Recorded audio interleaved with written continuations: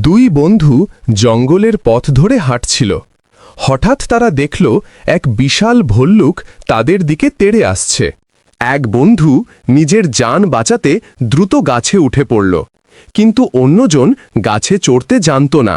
উপায় না দেখে সে মাটিতে শুয়ে মরার মতো শ্বাস বন্ধ করে রইল।